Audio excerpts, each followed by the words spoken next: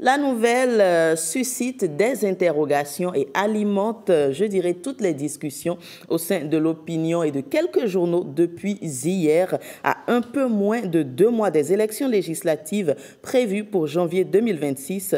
La scène politique béninoise s'anime déjà et selon plusieurs sources, entre autres l'Union progressiste, le Renouveau, aurait pris la décision de reconduire l'ensemble de ses députés actuels sur ces listes électorales. Alors, selon des responsables de ce parti, justement, rapporté par Le Potentiel, la priorité sera donnée à la rigueur, à l'intérêt supérieur du Bénin. Une orientation qui suscite quelques curiosités et des interrogations entre stratégie électorale, discipline du parti et gestion des ambitions internes. Les lectures divergent et nous, ce matin, nous avons bien voulu poser la question à notre invité du jour. Nous allons décortiquer la question. Il s'agit bien sûr de Joël Ataï Guédégbé, qu'on ne présente plus, acteur d'organisation de la société civile et expert en gouvernance. Bonjour et merci d'avoir accepté notre invitation. Bonjour Madame Sachivi, bonjour aux téléspectateurs de la SRTB. Absolument, absolument, la SRTB, Bénin TV plus particulièrement. Okay. Un plaisir en tout cas pour nous de vous avoir. Alors, je le disais, plusieurs médias l'ont relayé abondamment, cette décision qui pousserait l'Union progressiste, le Renouveau à reconduire toute la classe au Parlement. Selon vous, quelle lecture déjà vous faites de cette information? Bien, disons qu'il faut se féliciter déjà de ce que ce parti ait annoncé les couleurs et essayer de justifier. C'est pas simple de justifier ce genre de décision.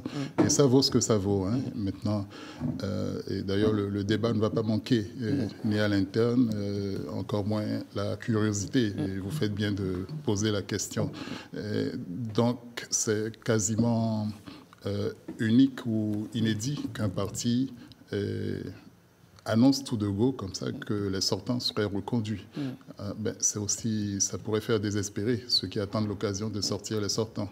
Hein, et mieux, il y a une disposition de la Constitution, depuis 2019, qui fait que, a priori, l'alternance devrait pouvoir jouer à l'Assemblée nationale pour en finir avec les mandats infini ou indéfini. La limitation des mandats est à 3, mais il faut bien pouvoir compter. On n'en est pas encore là. Et l'un dans l'autre, peut-être que ça a été déjà une manière de taire certaines velléités. Deuxièmement, d'assurer probablement la cohésion du groupe, l'engagement des uns et des autres.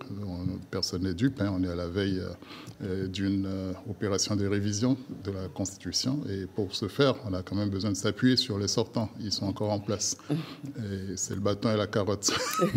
Et puis, pourquoi pas, enfin, et ça peut être... C'est un choix, je crois. Et il n'y a que les responsables eux-mêmes pour pouvoir le justifier, l'assumer jusqu'au bout. Moi, je ne fais qu'essayer d'expliquer, de comprendre. Mais est-ce qu'au-delà de vos explications, il ne pourrait pas peut-être s'agir de la préservation de la cohésion pour éviter un peu que ça aille dans tous les sens, ou peut-être parce que ceux qui y sont ont quand même eu à faire des preuves, si évidemment la nouvelle se confirmait? Non, je peux entendre l'argument de la cohésion, mais cohésion simplement du groupe parlementaire. Et si le parti se réduisait à son élite, à sa nomenclature, pour tout dire, et ce serait à désespérer de l'utilité de la base des militants et de l'engagement des autres. Donc, ça devient automatiquement une arme à double tranchant si on ne voit que le volet cohésion de l'élite des dirigeants. Les colleurs d'affiches, enfin, tous ceux qui doivent porter la parole sont absolument indispensables dans un parti. Les petites mains ne sont pas de trop. Et donc, il faut pouvoir manier ce discours, cet argumentaire avec beaucoup de doigté. Je ne sais pas comment la base le recevra, le vivra. Je sais un peu de ma position d'observateur qu'il y a eu des velléités, qu'il y a eu des contestations par rapport à d'anciens positionnements. Il y a des jeunes, il y a des femmes qui espèrent enfin que ce soit à leur tour. Il y a des militants de la première heure qui se désolent de l'afflux des militants de la 25e heure. Et donc c'est tout un arbitrage qu'il faut faire Et puis, la discipline fera probablement le reste, mais ce n'est qu'à l'arrivée qu'on saura. De toute façon, les candidatures indépendantes ne sont pas possibles au Bénin, ailleurs, et tout près de nous, même en Côte d'Ivoire, on a pu l'observer. Les mécontents par rapport à ce genre de décision ont la faculté de se présenter en indépendant, mais c'est le mode de scrutin là-bas qui le permet, c'est le scrutin uninominal. Ici, c'est la représentation proportionnelle à la liste, et donc c'est le scrutin de liste, pardon, et les partis sont nécessairement ceux qui introduisent ces listes-là, donc il n'y a pas de chemin pour quelqu'un qui est fâché que d'aller rapidement, d'aller éventuellement voir ailleurs où l'herbe serait plus verte. Maintenant, le choix est bien réduit, et on voit des démissionnaires de quelque part qui aspirent à revenir, nécessairement par un parti, par des partis. Donc comment tout ça va se faire? Faire de la place à des sortants comme ceux-là aussi n'est pas moins un problème. Et puis il y a ceux qui n'ont pas démérité dans le parti, qui ont travaillé jusque-là en espérant que ce serait leur tour. C'est une décision délicate, mais j'imagine qu'elle a été bien pesée dans ses avantages et inconvénients. D'accord. Et vous parliez tout à l'heure des jeunes et des femmes. En tout cas, un effort est fait actuellement en ce qui concerne les femmes. Est-ce que vous pensez qu'on peut miser... Comment l'effort est-il fait par rapport à... Il y a plus de femmes au Parlement actuellement que au niveau... Il n'y en a que par rapport à la loi qui permet, à la disposition de la Constitution, qui permet d'avoir une liste de 24 femmes. Sortez, retranchez cette liste-là et vous verrez le désert des femmes. Donc il a fallu cette discrimination positive. Où est l'effort des partis pour positionner en dehors de ça et de manière volontariste les femmes, les jeunes? J'attends de voir. Et justement, est-ce que vous pensez que, est-ce que je ne dirais pas que c'est un risque, est-ce que vous pensez que la jeunesse aujourd'hui a la hargne nécessaire, la possibilité, la maturité justement d'occuper cette fonction? Est-ce que vous pensez qu'on peut leur faire confiance? On devrait pouvoir leur faire confiance. N'eût été la disqualification du duo des démocrates, on aurait quand même 2 candidats de moins de 50 ans à la magistrature suprême, en dehors du ministre d'État Wadaini. Et donc, on aurait pu avoir Maître Agbodjo. Et c'était quand même un signe, quelque part, qu'une certaine jeunesse commençait à montrer des crocs, des dents, et dans le bon sens du terme, et notamment à travers le mérite, la capacité. Et il n'y a pas de cadeau, il n'y a pas de génération spontanée qui soit. Et donc j'estime que des jeunes, des femmes, et que sais-je encore, qui ont fait leur preuve, qui ont fait leur classe dans un parti, et mériteraient de manière équitable d'avoir voix au chapitre.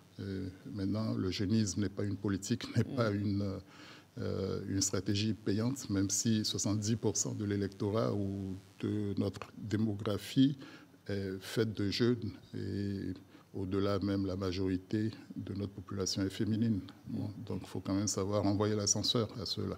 Absolument. Et justement, est-ce que le militantisme, je dirais, peut payer? En tant qu'expert en gouvernance, qu'est-ce qui devrait peser dans la balance, pas qu'au niveau de l'UPR, bien entendu, pour le choix des candidats sur ces listes-là? Ne nous y trompons pas. Idéalement, c'est le militantisme en termes de mérite objectif. Mais cette méritocratie est discutable et on ne le dit pas souvent. La capacité d'un candidat ou d'un groupe de candidats à pouvoir porter la campagne du parti dans la circonscription ou, pour ne pas dire au cours de l'élection, est quand même importante.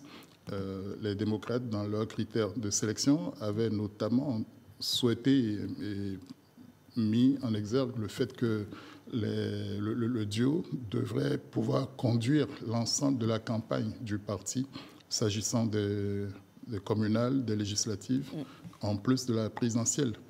Et même si on ne met pas à la charge des candidats à la députation d'autres élections, et au minimum dans leur circonscription, il faut qu'ils aient cette capacité d'action, cette autonomie qui, est-ce que ça dispense le parti? Ça soulage le parti. On a 24 circonscriptions et donc il faut des gens qui aient un certain ancrage local ou dans la circonscription.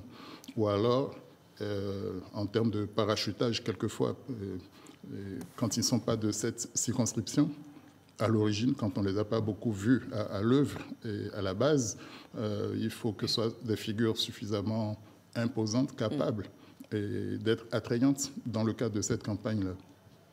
Et puis, enfin, le nerf de la guerre, malgré tout.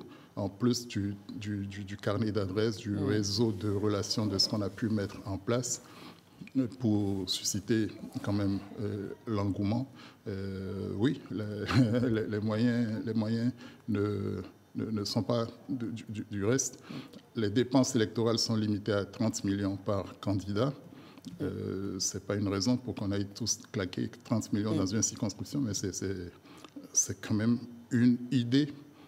Ça donne une idée de ce qui est généralement nécessaire. Parfois, les gens dépassent et camouflent dans la déclaration de leurs dépenses de campagne.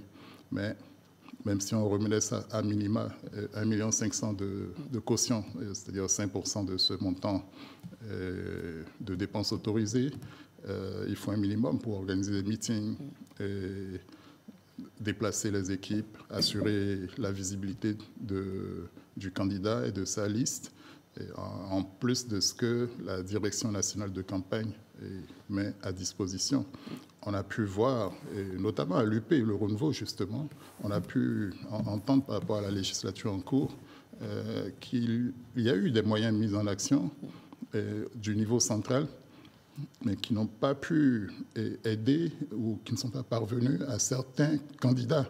Et ça, c'est la cuisine interne de ces partis. Mais ça souligne à suffisance que parfois, un candidat qui attendrait tous les moyens d'en haut risquerait d'en être pour ses frais s'il n'était pas relativement autonome. Il faut mouiller le maillot à son propre niveau. Il le faut, je pense que c'est une des clés pour assurer son élection. Il faut pouvoir être en position d'être éligible.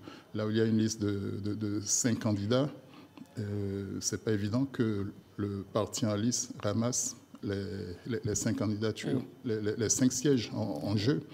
Il y a d'autres, il n'y a pas que votre maman qui fasse de beaux enfants. Et donc, il faut jouer avec tout ça. Et c'est ceux qui sont en position en tête de liste ou au début de la liste qui ont le plus de chances. Il ne suffit pas d'être donc sur une liste, il faut pouvoir être en position éligible. Et c'est encore plus valable pour les femmes, pour les jeunes. Et si on veut vraiment aider les femmes dans cette histoire-là, il faut que le Bénin en arrive à un positionnement alternatif, homme-femme ou femme-homme. Et là, on verrait effectivement l'effort. Et puis pour ceux qui ne le voudraient pas, on les soumettre probablement à une amende. On le fait dans d'autres pays. Et il y a beaucoup de solutions, mais pour l'instant, notre législation ne dit pas ça. On dit une femme par circonscription. Et on verra bien quel est le parti le plus dynamique pour positionner autant les femmes que les jeunes, même des figures nouvelles, malgré ce qui a été annoncé. Un parti comme l'UP, le Renouveau, n'a que 53 députés, si je ne m'abuse, une cinquantaine. Et il y a 109 sièges en jeu. Ça ne veut pas... Donc, une fois qu'on a reconduit les 53 ou la cinquantaine, il y a quand même place pour d'autres.